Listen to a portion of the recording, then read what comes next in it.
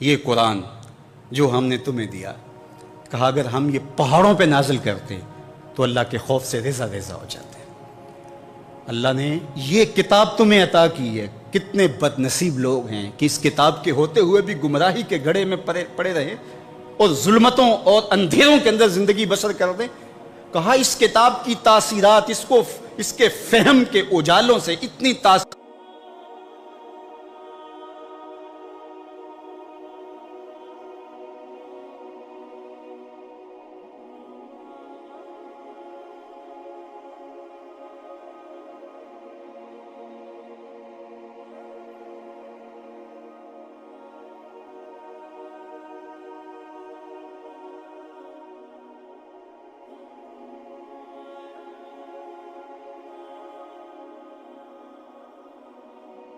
پیدا ہوتی کہ پتھر اٹھا سکتے۔ پہاڑوں نے کہا کہ ہم کو ساروں اور پربتوں کے سلسلے رکھنے کے باوجود، فلک بوس چوٹیاں رکھنے کے باوجود اس بوجھ کو نہیں اٹھا سکتے۔ سمندروں نے جن کی محیط گہرائیاں دہلا دیں، انہوں نے کہا ہم نہیں اٹھا سکتے۔ فحملھا الانسان، انسان نے کہا میں اٹھاؤں گا۔ جب تم نے خود اٹھایا تو آج بھاگ کیوں رہا ہے، فرار کا راستہ کیوں اختیار کر رہا ہے؟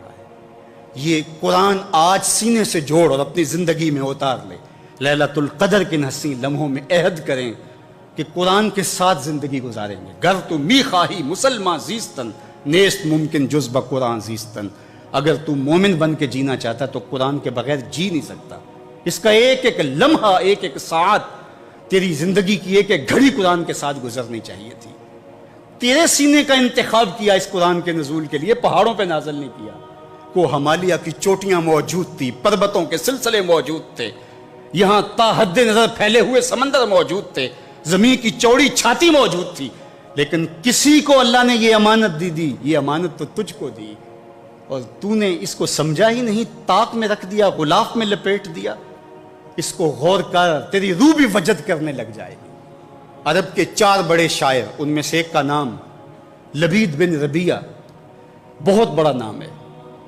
اس نے ایک شعر کہا کہ وجلت سیول عن الطلول انہا زبر تجد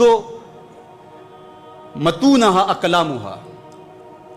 وہ جب گزرتی ہیں پانی کی لہریں تو کبھی آپ نے دیکھا کہ وہ جو ریتلی زمین ہوتی ہے اس کے اوپر نقش و بنگار بن جاتے ہیں، تو اس کا نقشہ کھینچا کہ ادب کی کھلی کتاب ہو اور کسی نقاش نے قلم سے بوٹے تراش دیے ہوں، تو کہا سیلاب گزرنے کے بعد وجلس السیول عن الطلول، وہ جو ٹیلے ہیں ریت کے، ان کے اوپر یوں نقش و بنگار بنے ہوئے ہیں، کأنہا زبرن، گویا کہ وہ تختیاں ہیں، کتابیں ہیں، اور تو جدو ان کے اوپر اس انداز کے ساتھ نقش اور حرف تراش دیے گئے ہیں کہ جس تک قلم لے کر کے کسی نے تراشے ہوں۔ جب یہ شعر عرب کے معروف شاعر جو ہے وہ فرزدق المجاشی نے پڑھا تو وہ سجدے میں گر گیا۔ لوگوں نے کہا کہ ابو فراس یہ کیا ماجرا؟ کہا تم قرآن کے سجدوں کو جانتے ہو، میں شعر کے سجدوں کو جانتا کہ یہ شعر اتنا اونچا ہے، اس کا حسن، اس کی سلاست اور اس کے اندر معنی کی گہرائی اور گہرائی اور جمال اور خوبصورتی ایسی ہے کہ یہاں میں سجدہ شعر کیا ہے۔ وہ غالب نے کہا تھا نا استاد مومن کے ایک شعر پر کہ میرا سارا دیوان لے لے، مجھے یہ ایک شعر دے دے کہ تم میرے پاس ہوتے ہو گویا جب کوئی دوسرا نہیں ہوتا۔ تو بعض کلام جادو ہوتے ہیں، تو وہ لبید اتنا بڑا شاعر کہ جس پر عرب کا بہت بڑا شاعر اس کے شعر پر سجدہ ریز ہو، جب قرآن پڑھتا ہے تو پھر شعر کہنا چھوڑ دیتا ہے۔ اللہ اکبر۔ حضرت ابو موسیٰ اشعری رضی اللہ تعالیٰ عنہ کو حضرت عمر نے بھیجا کہ لبید کو بلا کے لاؤ۔ وہ بلا کے لائے، کہا کہ کوئی کلام سناؤ۔ کہا جب سے سورہ بقرہ اور سورہ آل عمران پڑھی ہے میں نے شعر کہنا چھوڑ دیا ہے، یہ صورتیں ہی میرے لیے کافی ہیں۔ تو قرآن تو وہ موجز بیان کلام ہے اگر زندگی میں اس کے اجالے اتر جائیں، لیکن افسوس اس امت نے اس قرآن سے اپنے تعلق کو توڑ دیا۔ قرآن زندگی تھی، قرآن حیات نو تھی، یہ پستیوں سے اٹھا کر بلندیوں تک پہنچا دینے والی کتاب تھی۔ یہ زندگی کے اجاڑ پن کو بہاروں میں تبدیل کر دینے والی کتاب تھی۔ اقبال نے ایک مقام پہ کہا کہ فاش می گوئیں ماں کے در دل مزمرست این کتاب نیز چیز دیگرست، اگر تو مجھے پوچھے تو میں کھل کے بیان کروں، یہ کتاب نہیں ہے، یہ کوئی اور ہی شے ہے۔ یہ تو زندگی بدل دینے والی کتاب ہے، یہ تو حیات آفریں کتاب ہے، اس کا لفظ لفظ روشنی ہے، اس کا حرف حرف اجالا ہے۔ حیات آفریں کتاب سے کیوں نہ جڑا تو؟ اپنی زندگی کو کیوں تو نے روشنیوں سے مالا مال نہ کیا؟ صرف غلاف میں لپیٹ کر کے تو نے طاق پہ سجا دیا، اور یا پھر تیرا بوڑھا مرنے لگا تو تو سورہ یاسین لے کے بیٹھ گیا۔ کتنی ستری تنقید کی کہ ببند صوفی و ملا اسیری حیات از حکمت قرآن گیری، با آیاتش ترا کار جزی نیست کہ از یاسین او آساں بمیری۔ تو جاہل صوفی اور کاہل ملا کے ایسے پھندے میں پھنسا کہ تو نے قرآن سے زندگی تلاش نہیں کی۔ قرآن کی آیتوں سے تجھے صرف اتنا سروکار ہے، جب تیرے بوڑھے کی روح اٹکنے لگی تو سورہ یاسین لے کے بیٹھ گیا کہ میں اس کو پڑھوں اور اس کی روح آسانی سے نکل جائے۔ اقبال نے کہا کوئی شک نہیں کہ اس سے اس کو فائدہ ہوتا ہے، لیکن افسوس کی بات ہے اس قرآن سے بھی تو نے مرنا سیکھا، کاش اس قرآن سے جینا سیکھ لیا ہوتا۔ اس کا حرف حرف حیات آفریں ہے، زندگی دیتی ہے یہ کتاب، یہ من کی روشنی کا سبب ہے۔ میرے اور آپ کے آقا و مولا نے فرمایا تھا لوگوں میں تمہارے اندر دو بھاری چیزیں چھوڑ کے جا رہا ہوں، تمہیں لاوارث چھوڑ کے نہیں جا رہا۔ ان میں سے ایک چیز کا ذکر کرتے ہوئے کتاب اللہ، اللہ کی کتاب، حبل ممدود من السماء الی الارض، یہ آسمان سے زمین کی طرف اللہ کی لٹکتی ہوئی رسی ہے۔ فیہ الہدی والنور فخذوا بکتاب اللہ واستمسکوا بہ، یہ اللہ کی وہ رسی ہے جس کو مضبوطی سے پکڑ لو گے تو کبھی گمراہ نہیں ہوگے۔ اس میں ہدایت ہے، اس میں روشنی ہے، اس کا ایک ایک لفظ تمہیں اجالوں کا نقیب بنا دے گا۔ آئیے اس کتاب سے جڑیں اور اپنی زندگی میں چراغاں کریں۔ یہ تو پتھروں پہ نازل ہوتی تو ان کے کلیجے بھی اس کو سہار نہ پاتے اور ریشہ ریشہ ہو جاتے اور ذرہ ذرہ اور ریزہ ریزہ بن جاتے، اور تم تو انسان ہو، تو تم اس کتاب کو لے کر کے تمہارے اندر کوئی جنبش ہی پیدا نہیں ہوئی؟ تم نے اس کو عام کتاب سمجھ لیا، گھروں میں سجا کے رکھ لیا۔ یہ کتاب تو تمہیں کھڑا کر دیتی۔ آج تم رسوا ہو، ذلیل ہو، پست و زبوحال ہو، تو اس وجہ سے کہ تم نے اس کتاب کو چھوڑ دیا۔